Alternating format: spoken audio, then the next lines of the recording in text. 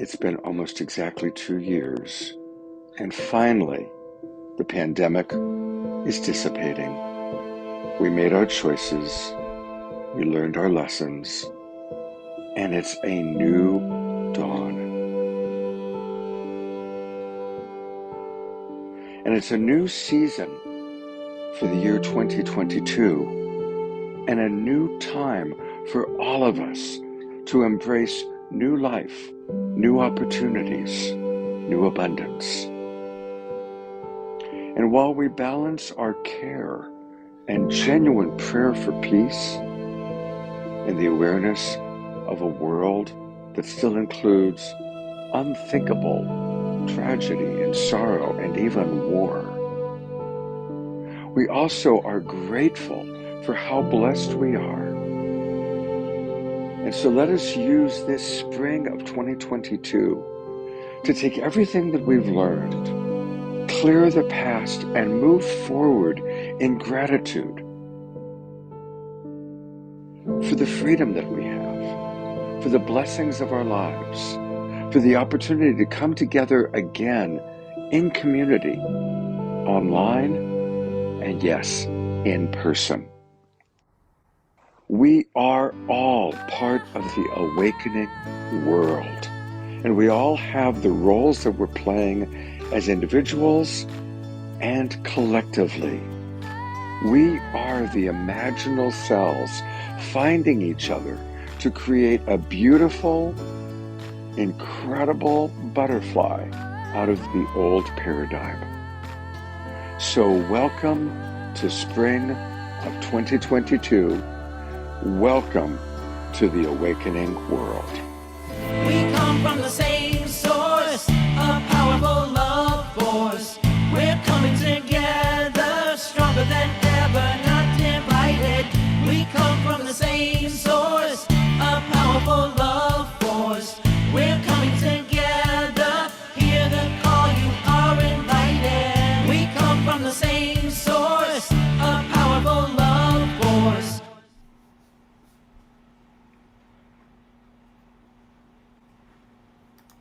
Hey, welcome everybody to the Awakening World, and this is our early Zoom Room show.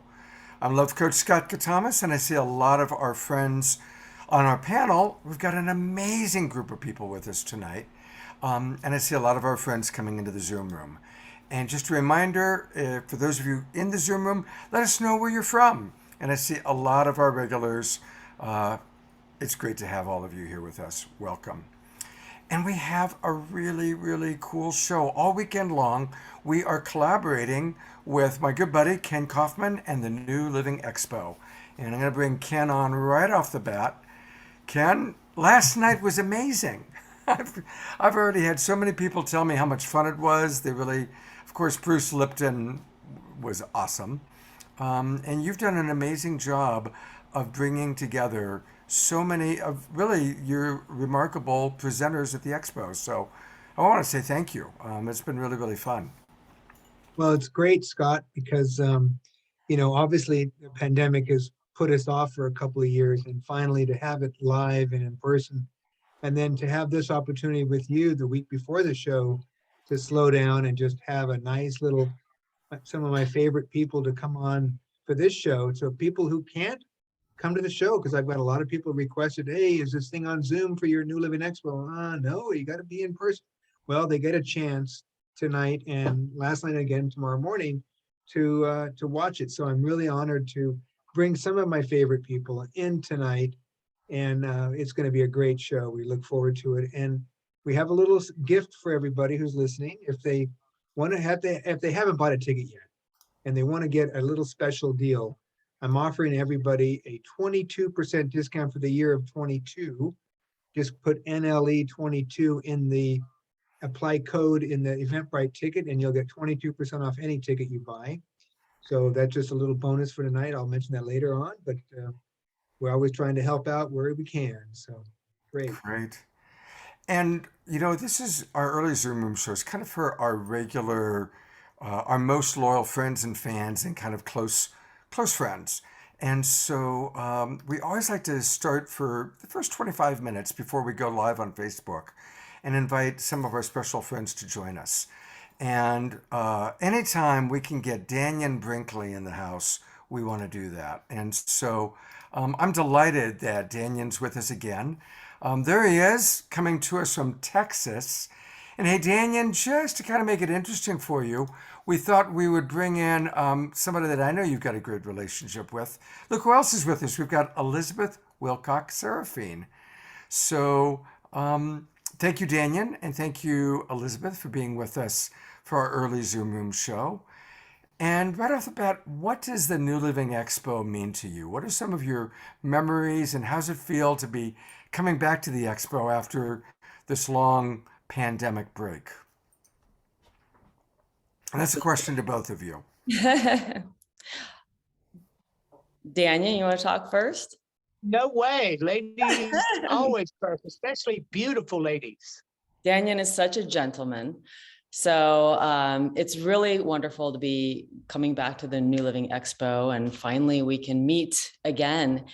It's been a couple of years since we've been able to convene together live. So this is really a celebration of being able to come back together and join our spirits and our physical presences as a unified, whole of like-minded people. So we're coming back with renewed energy, renewed inspiration. And it's really exciting to be able to, I'm so excited to see who shows up now, It's been a while. I was just getting all warmed up, speaking on stage, and been really fun. So I think we're all excited to come back. Thank you very much, Ken, for doing all your hard work, and it must have been really frustrating to have it postponed so many times. But yeah, here we are. So I think a lot has changed. I think a lot has changed inside of people. I think that a lot of people have been deeply challenged and have had to do some soul searching. So we're coming back to put the pieces back together. And I like that you highlighted the imaginal cells, because it's something I've been talking about a lot recently over the past couple of years, that what happens when the caterpillar turns into goo, when the call comes, because at some point the caterpillar is just crawling along, and then it gets this call to go make a cocoon. And so it goes and it makes its cocoon. And what happens is its entire life falls apart. It becomes crystallis. It becomes that transformation, what a caterpillar calls the end of time with 1,000 legs, God calls a butterfly. So we're in the stage of crystalline now. So you're right, Beth. So if anyone has felt like their life has kind of disassembled a little bit, or maybe you're not even sure of who you are anymore, you're in a great place, because you're in a transformation. And that's what's supposed to be happening. We will crystallize. So then what happens is these imaginal cells show up from the goo of the caterpillar, and those imaginal cells hold the wisdom of how to put together a butterfly. And so what happens is all these other cells begin to follow those imaginal cells, and because they hold a blueprint, and a new being forms that now can fly interdimensionally.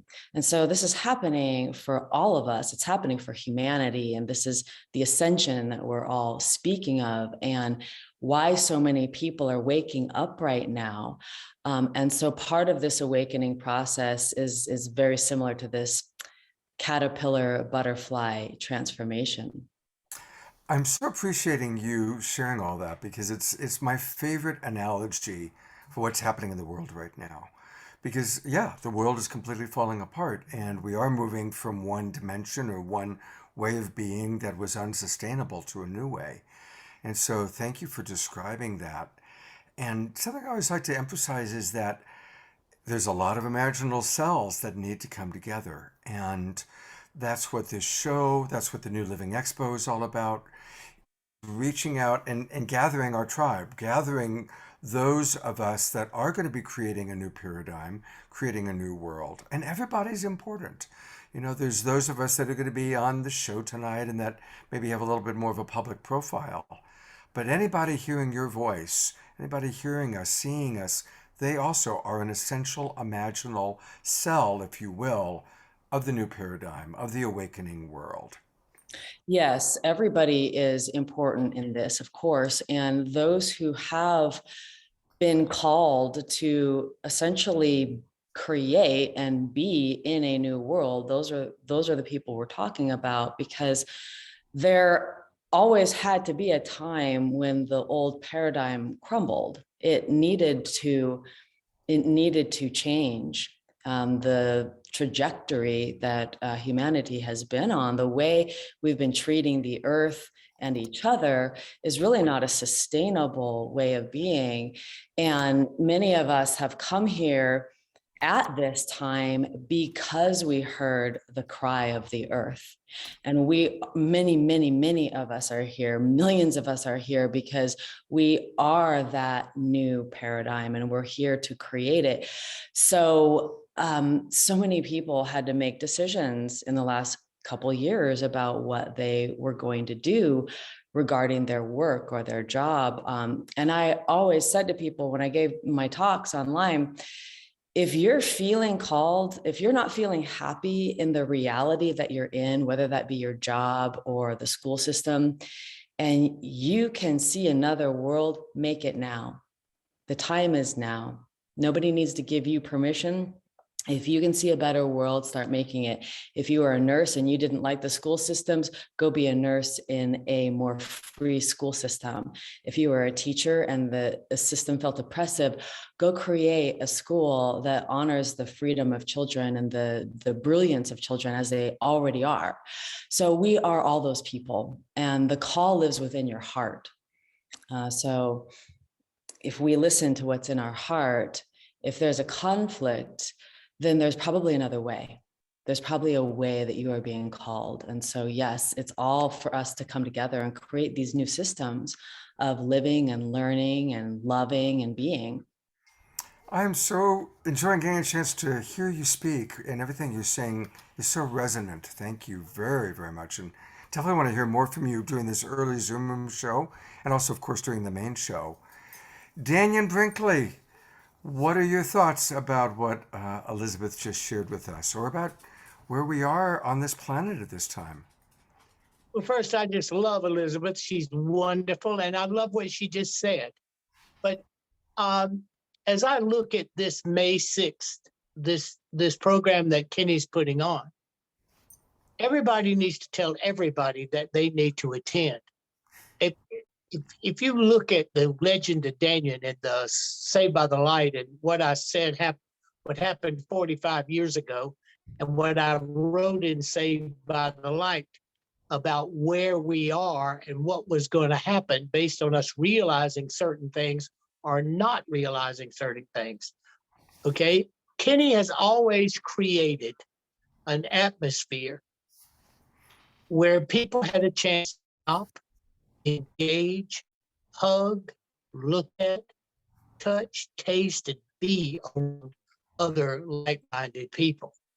And it is so important for everybody to tell everybody to come down, fit your mask, come down, and let's build a new paradigm with the people who are speaking.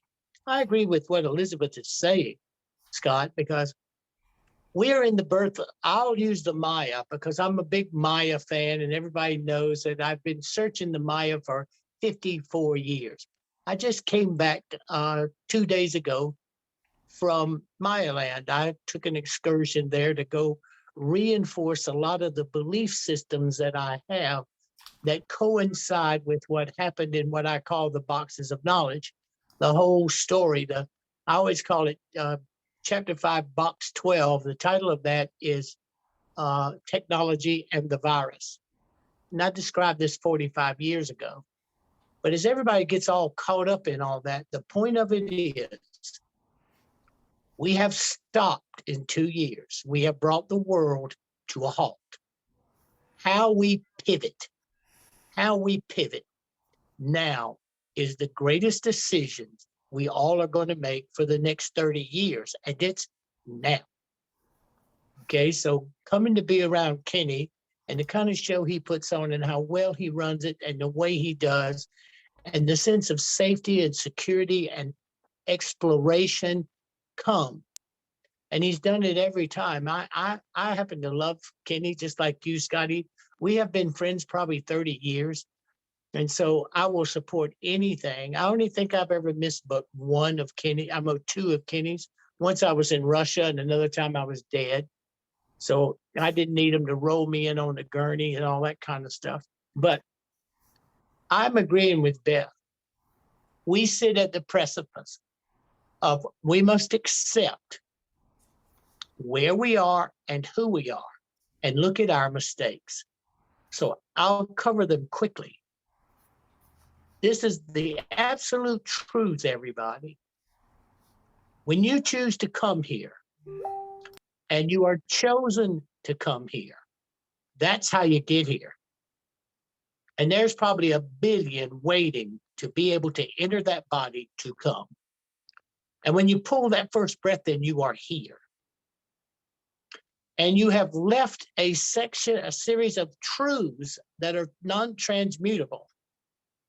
You are where you come from, you are never alone, and you are never helpless. But when you come here, based on what the purpose of this life is, you must take on the lie that you can be helpless, birth and death, and you can be alone, because the nature of this is to build relationships and to make them relationships where do unto others if you'd have others do unto you, and love thy neighbor as thyself. I mean, I'll put it like that. But develop relationships. So it comes down to this: being helpless or thinking you're helpless and being alone triggers something called despair. Because despair means that you're recognizing a lie and you're trapped by it. Well, why does that matter? Because the meaning of this life is to practice being a God. So if you write on a piece of paper everything you think God is, compassionate, caring, loving, thoughtful, thankful, and you think of, look at that list, and you think of how many times per day you get a chance to be one or more of those things. There's not a single one of the people who breathe air on the earth who will not say that that's not true. We get a chance to be caring, loving, compassionate, all the things we hope and pray God is. But the power comes in believing that we hold that power. We hold it even though we're helpless and we can be alone like everybody else. If you know you're not a powerful, mighty spiritual being, which you block, and you can be helpless and alone, and you keep the light lit. You hold on to what you guys are doing and what Kenny's been doing, and Scotty, you guys have been doing as long as I have known you. And you hold on, you keep that bastion of place that people can come. They see people inquisitive like themselves. They can meet each other and know each other and talk. And we're not just things on the television or things on the Zoom screen. I happen to be a real person. And we get a chance, like at Kenny's, to hold each other, which is, everybody knows I'm a hugger, but to hold each other and to look at each other and to see each other and to create the separation from loneliness and maybe relieving of helplessness. These are the key triggers. But the one more thing, Scott, everybody, I promise you, I'm telling you the truth. You have to understand at this juncture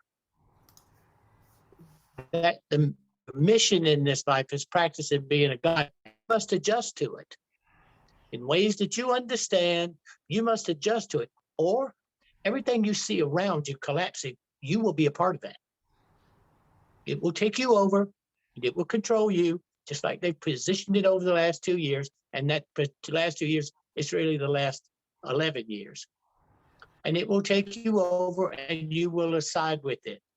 Or you'll practice being a God and you'll set up ways in which you'll practice being a God. But it's now. We sit on the pivot. Okay, when you look at points of reference, the Maya believed that the world, the new age started December 21st, 2012. Okay, people kept saying that it was the end of the world or end of the Mayan calendar. Well, the Mayan calendar counts backwards. It doesn't go into the future. It counts down backwards.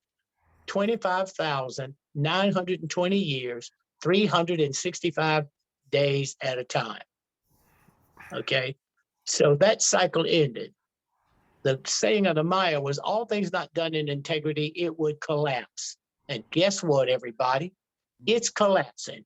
Well, what did they say the moniker of the new age would be? It would be, there would be no secrets. And if you look at the world we live in, there is no secret. So looking at that, I think that I have waited over 70 years to be alive and to make it to right here. And since I am a person that comes to defend certain things, I mean, I'm a defender of either a principle, a cause, or a purpose. This is what my job is. This is what I always do, and I'm not new at it. I am the veteran of many campaigns, okay? Who would ever thought that Dannion Brinkley would be cursed and blessed with the defender of the absolute unequivocal fact that nobody ever dies? It never, ever happens, and whoever tells you you're going to die, that's a liar. So I want to acknowledge that, Dannion. You and I first met in 1994 on the set of The Other Side, the NBC show. When you were 12. Yes, I was 12. And Elizabeth wasn't even born yet, probably. Right. Hey, I want to read a couple comments. We've got 6 minutes until we need to go live on Facebook. But Susie Karasik writes, thank you, Dannion. That's exactly what I needed to remember. And the validation is so important. Wise words for challenging times. And Jeffrey Colebrook says it's time for us to follow our gut and become a change agent, one who can affect the course of humanity by changing who you think you are and what we think is possible. The times are ready to support our lovevolution within us and for our beloved Earth. And then a question that comes in from Wanda, and by the way, Wanda in Texas has been appreciating you as a gentleman, Dannion. And I'd love to hear both from you, Dannion, and also from Elizabeth. So like 2 minutes each. Why are we humans hesitant in giving ourselves permission to have and be powerful? What stops us from that? And how can we claim our power more fully? And that's a question for both of you. Well, I'll jump in on that because I know Dannion's got something profound to say. He'll say it right after. Ladies always first. I'm sorry, Elizabeth. You're sorry. such a gentleman. Yes, the South is deep in you. So Amen. thank you, Dannion. I feel that there's a lot of fear, really. The reason why people don't step into their power more is that there's a fear of many things. There's a fear of what are other people going to say. There's a fear of pissing people off. You know, what happens if I hurt their feelings? Maybe I should be a good girl or a good boy and not rock the boat. So like for me personally, one of the biggest fears has been, what will other people think of me if I step into my power? And then at some point in time, that fear had to go by the wayside because my soul required that I reclaim my power in order to survive. My whole life has been a journey of taking back my power and stepping into my power despite the fears, despite the many, many distractions that we create and the world creates. But I think that sometimes we're just afraid of the unknown. What will happen if I do it? But it's really not a good enough fear, because we are eternal souls, as Dannion says, on an eternal timeline. I've had 2 near-death experiences. I came back because I wasn't done yet. But when we go over to the other side, we're greeted by our spirit family. And our spirit family first celebrates us. And then we have that reckoning, like, did we do it? Did we do what we came here to do? Or did we let all of those little fears and distractions stop us and get in the way? And when, you know, the raiments of our soul, the clothing of our soul that we wear on the other side really has to do with what we've done, how we conducted ourselves while we are here. So each of us is on a really private journey, an intimate journey, and yet we're on a collective journey. So the more that we can do this together, the more we can celebrate and support those of us that are having the courage to step into our power, our integral power. And like Dannion said, some of us are defenders of things. Some of us know that we have come to defend. And so one of my sacred callings is to defend the sacred. And so it's wonderful to meet, you know, Dannion and I have been close for a couple of years, and it's wonderful to meet somebody with a warrior soul, because I understand that. And so many of you listening might also feel that you have come here to stand for something. So I talk about the sacred stand. We are here to make a stand for the sacred right now. Defend and affirm. Wanda asked about defend or affirm. Whatever you call having a stand, you know, and sometimes it is to defend the sacred. So for me, children are sacred, you know, the children's fire inside of a child, innocence is sacred. And sometimes you do need to defend the sacred. It really depends on what's happening. So it would be nice if there wasn't a reason to defend anything. But there are certain forces and certain beings upon the planet that choose to conduct themselves in a way that it does require some defense. So the sacred warrior, you know, I've been trained in the warrior arts for decades. I've been trained by masters and grandmasters in the martial arts. And these ancient lineages are lineages of men mostly who were trained to defend the sacred.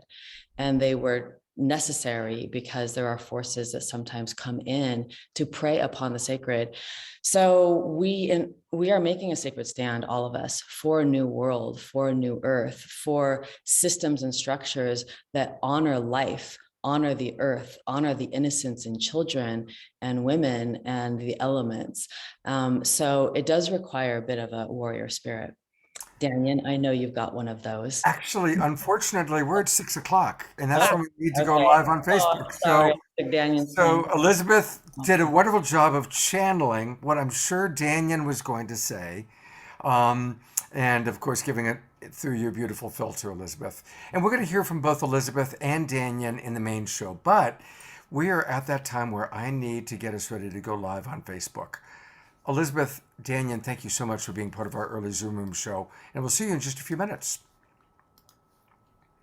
And thank you, everybody, for being in our Zoom room and coming on in. Wasn't that a wonderful start? I loved what both of them had to say.